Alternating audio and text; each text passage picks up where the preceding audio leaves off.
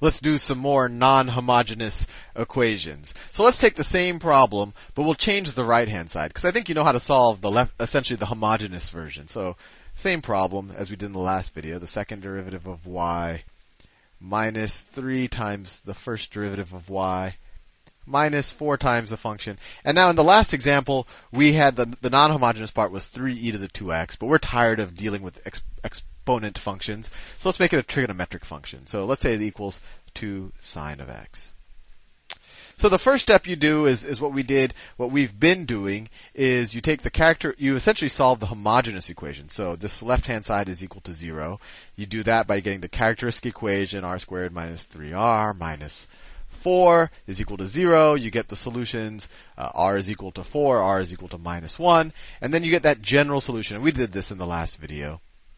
You get the general solution of the homogeneous. Maybe we'll call this the homogeneous solution. Y homogeneous. We got was c1 e to the 4x plus c2 e to the minus x. And that's all in good.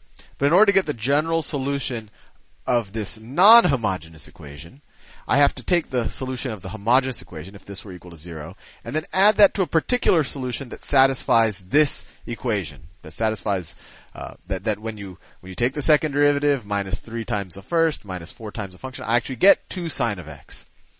And here, once again, we'll use undetermined coefficients. And undetermined coefficients, you just think to yourself, what function, when I take its second and first derivatives and add and subtract multiples of them to each other, will I get sine of x? Well, two functions end up with sine of x when you take first and second derivatives, and that's sine and cosine of x. So it's a good guess, and that's really what you're doing in the method of undetermined coefficients.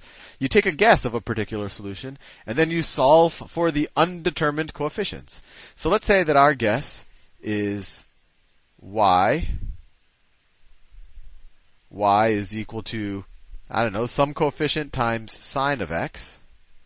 And if this was sine of 2x, I'd put a times sine of 2x here. Just because I want its derivatives to, I still want, no matter what happens here, I want the sine of 2x's or maybe cosine of 2x's to still exist. If this was a sine of 2x, there's nothing I could do to a sine of x, or nothing at least trivial that I could do to a sine of x that would end up with a sine of 2x. So whatever is here, I want here. Plus cosine of 2x. Plus b, some coefficient, undetermined coefficient, times cosine of x. And once again, if this was sine of 2x, I'd want a cosine of 2x here. So let's figure out its first and second derivatives. So the first derivative of this,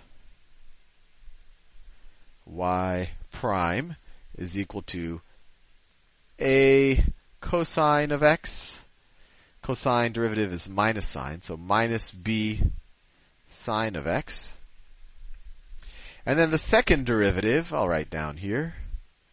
The second derivative is equal to what? Derivative of cosine is minus sine, so minus a sine of x minus b cosine of x. Minus b cosine of x. I think you're starting to see the hardest thing in most differential equations problems is not making careless mistakes. It's a lot of algebra and a lot of fairly basic calculus, and the real trick is to not make careless mistakes. Every time I say that, I tend to make one. So I'm going to focus extra right now. So anyway, let's take these and substitute them back into this non-homogeneous equation. Let's see if I can solve for a and b. So the second derivative is that. I'm going to add, from that, so let me just rewrite it, just so that you see what I'm doing. So I'm going to take the second derivative, y prime prime, so that's minus a sine of x minus b cosine of x. I'm going to add minus 3 times the first derivative to that, and I'm going to write the sines under the sines and the cosines under the cosines. So minus 3 times this. So the sine, let's see, it's plus 3b sine of x. So 3b sine of x minus 3 times this. So minus 3a minus 3a cosine of x.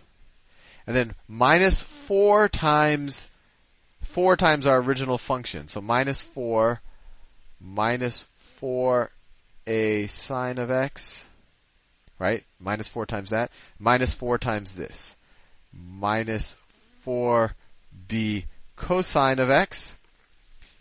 And when I take the sum of all of those, that's essentially the left-hand side of this equation. When I take the sum of all of that, that is equal to 2 sine of x.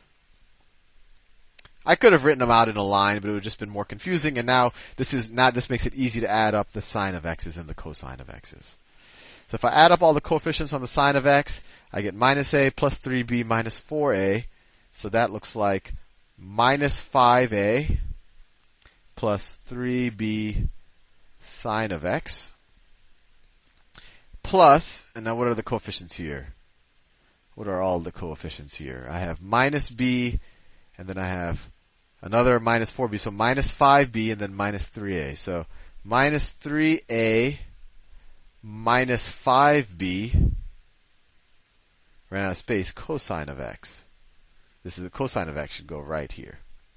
So anyway, how do I solve for a and b? Well, I have the minus 5a plus 3b is equal to whatever coefficients in front of sine of x here. So minus 5a plus 3b must be equal to 2. And then minus 3a minus 5b is the coefficient on cosine of x, although I kind of squeezed in the cosine of x here, right? So this must be equal to whatever the coefficient on cosine of x is on the right-hand side. Well, the coefficient of cosine of x on the right-hand side is 0. So that sets up a system of two unknowns with two equations, a linear system. So we get minus 5a plus 3b is equal to 2. And we get minus 3a minus 5b is equal to 0. Equal to 0. And let's see if I can simplify this a little bit. Let's see, this is a system of two unknowns, two equations. If I multiply the top equation by 5/3, right? Actually, no, let me multiply the top equation by 5/3. I get minus 25 over 3a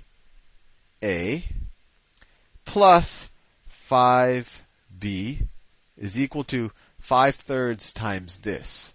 5/3 times 2 is 10/3. 10/3. And the bottom equation is I have minus 3a minus 5b is equal to 0. Let's add the two equations. I get 10/3 is equal to, these cancel out. And let's see, that's minus 25 over 3 minus 9 over 3. Right? Minus 9 over 3a is equal to 10/3. It's getting a little bit messier than I like, but we'll soldier on. So let's see. Minus 25 minus 9. What's minus 25 minus 9? So that is 34. So we get 34 over 3a is equal to 10 over 3, or let's see, we can multiply both sides by 3, divide both sides by 34. A is equal to 10 over 34, which is equal to 5 over 17. Nice ugly number. 5 over 17. And now we can solve for b. So let's see, minus 3 times a, this color is nauseating me, minus 3 times a, 5 over 17, minus 5b is equal to 0. So that's what? Minus 15 over 17 is equal to plus 5b. I just took this, put it on the right hand side, and then divide both sides by 5. Actually, let me make sure. Oh, you know what? I realize I made a gross mistake here. Minus 25 minus 9. That's minus 34 over 3. So minus 34a is equal to 10. A is equal to minus 10 over 34, or minus 5 over 17. So minus 3 times minus 5 over 17. So that's equal to plus 15 over 17 is equal to plus 5b, right? And then we get b is equal to 3 over 17. That was hairy. And notice, the hard part was not losing your negative signs. But anyway, we now have our particular solution to this. Right? Our particular solution is, let me try to write in a non-nauseating color, although I think I picked a nauseating one. The particular solution is a minus 5 over 17 sine of x, right? That was a coefficient on sine of x, plus b plus 3 over 17 times cosine of x. And if we look at our original problem, the general solution now to this non-homogeneous equation would be this, which is the general solution to the homogeneous equation, which we've done many videos on, plus now our particular solution that we solved using the method of undetermined coefficient. So if you just take that and add it to that, you're done. And I am out of time. See you in the next video.